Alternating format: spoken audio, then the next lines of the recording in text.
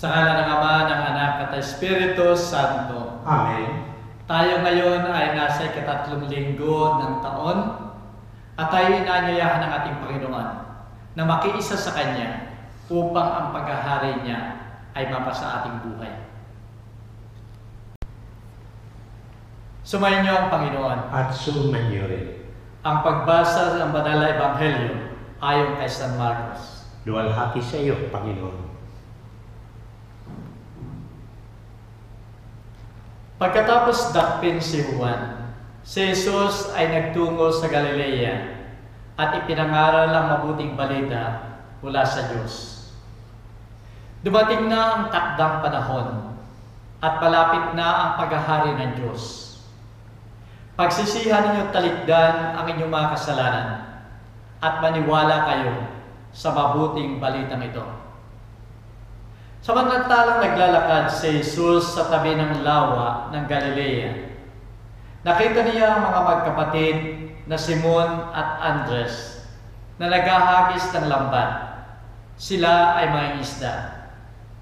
Sinabi ni Jesus, "Sumama kayo sa akin at kayo ay gagawin kong mamalakayan ng tao." Pagdakay iniwan nila ang kanilang lambat at sumunod sa Kanya. Nagpatuloy siya ng paglalakad at sa hindi kalayuan ay nakita niya magkapatid na Santiago at Juan, mga anak ni Zebedeo. Sila ay nasa kanilang bangka at naghahayuma ng mga lambat. Tinawag din sila ni Jesus at sumunod naman sa Kanya. Iniwan nila sa bangka kanilang ama kasama ang mga taong upahan. Ang salita ng Diyos. Purihin ka, O Kristo. Minamahal ko mga kapatid sa pananampalataya. Isang gabi ang panalangin ng buong mag-anak. Diyos ko, sana ay lumiwanag na. Sana ay mag-umaga na. Ito'y sa kabila ng lakas ng bagyo na Ulysses, na yung kanilang bahay ay dinuduyan sa lakas ng hangin. Sila ay basang-basa na sapagkat yung tubig na nanggagaling sa ulan ay pumapasok sa kanilang tahanan. Kaya ang panalangin nila, sana ay lumiwanag na, sana ay mag-umaga na. Bago sa araw na ito, bago dumating ang bagyong Ulysses, ay pinalilikas na sila papunta doon sa evacuation center. Subalit hindi sila sumama doon sa mga tao na nag-evacuate. At dito nga ay naranasan nila yung hirap, yung takot. At humingi sila ng awa at tulong sa ating Panginoon. At alam nila na ang kaligtasan lamang ay makakarating sa kanila kung ito ay magkakaroon ng liwanag, kung ito ay magiging umaga na, sapagkat yun ang paraan at daan upang sila ay makapunta sa evacuation center. Ang kasagutan sa kanilang takot, sa kawalan ng pag-asa, ay ang liwanag na dala ng umaga. Minamahal ko mga kapatid, ilang taon na rin nakakaraan ay naranasan natin ang pandemya ng COVID-19. At ng panahon yun, ang daming nagkakasakit, ang daming namamatay. Kaya patuloy yung panalangin natin noon na magkaroon na sana ng vaccine. At nang dumating nga ang vaccine na yan, yun ang daan upang yung takot na yun sa lahat sa atin, sa buong mundo, ay unti-unting nawawala sapagkat tayo bumabalik sa ating normal na pamumuhay. Ang pag-asa ay yung vaccine na yun. Minamahal ko mga kapatid, kung ang pag-asa sa bagyo ay yung liwanag ng umaga, kung ang pag-asa sa pandemya ay yung vaccine, sa Banal na Ebanghelyo ngayon ay masigit doon ang sinasabing pag-asa para sa ating lahat. Pag-asa na masigit pa sa lahat na maibibigay ng daigdig na ito. Sapagkat ang balita ng ating Panginoon, siya ang nagdala ng balitang ito sa lahat. At ito nga ang tunay na liwanag, ang tunay na baksin sa ating pag-asa. Minamahal ko mga kapatid, kung titingnan natin, bakit yung mga alagad ng tinawag ng ating Panginoon ay hindi sila nag-atubili, hindi sila nagtanong. Agad-agad ay sumama sila sa ating Panginoon.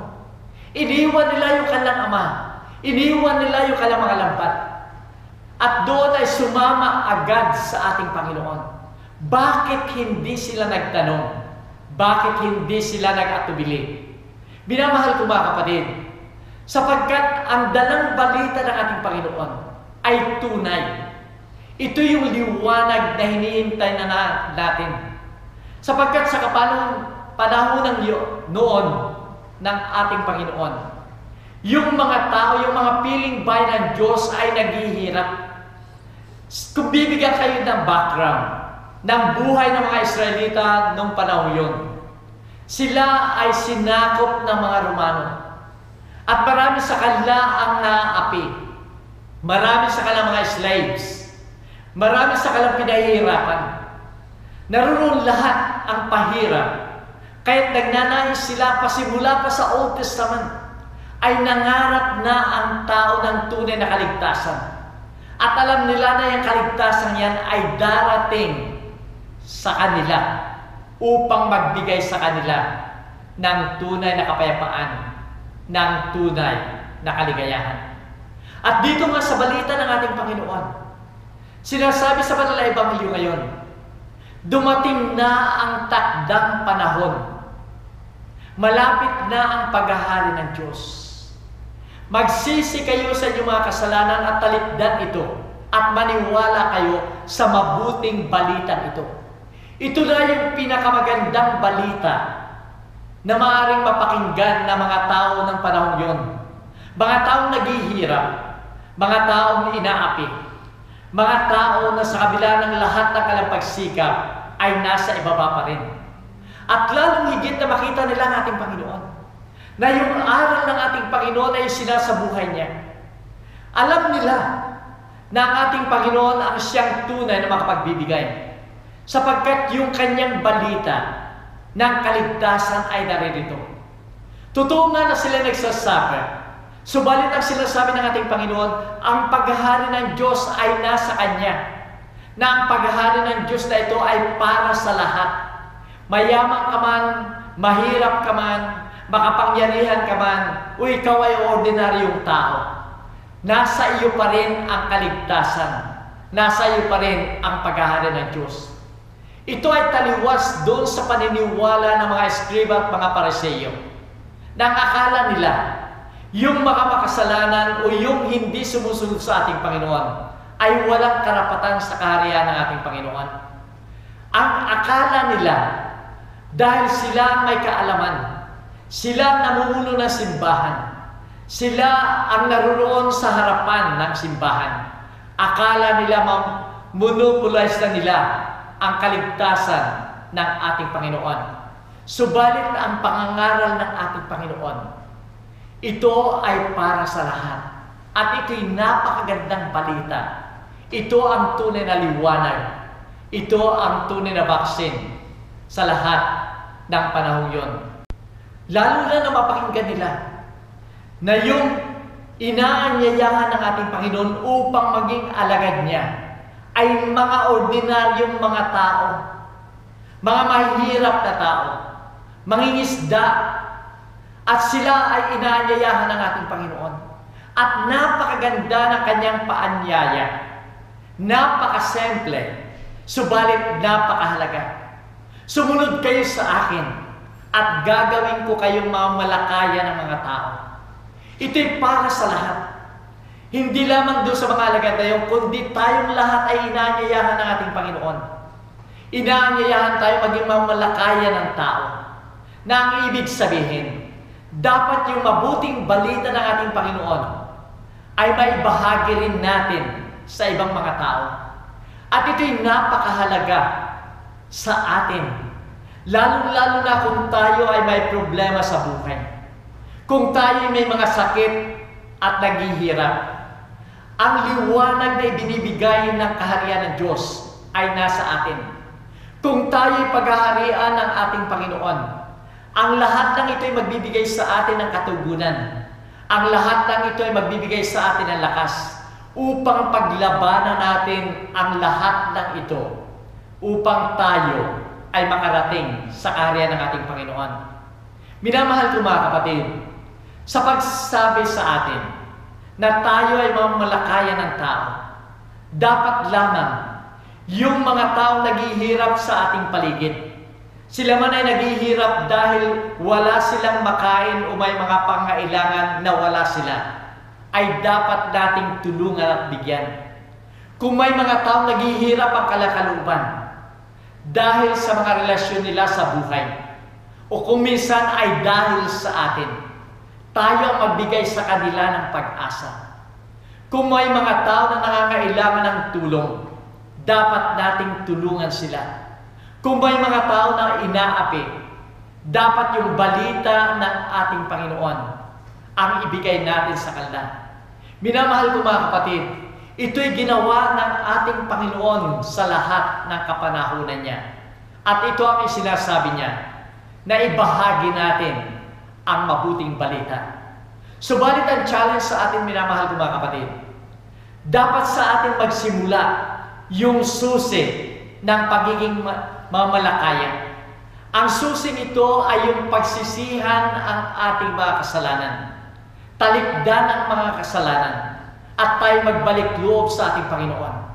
Sapagkat kung magagawa natin ito, tayo ay magiging karapat-dapat na alagad at tagasunod ng ating Panginoon. Kung magagawa natin ito lamang ang paraan upang maibahagi rin natin yung aral na yon sa ating kapwa. Kaya sana minamahal ko mga kapatid, ano man ang ating pinagdaraanan sa kapanahunan ito, sana lagi natin tandaan, ang tunay na liwanag, ang tunay na baksin, ay ang balita ng ating Panginoon. Ang kanyang paghahari ay naririto na.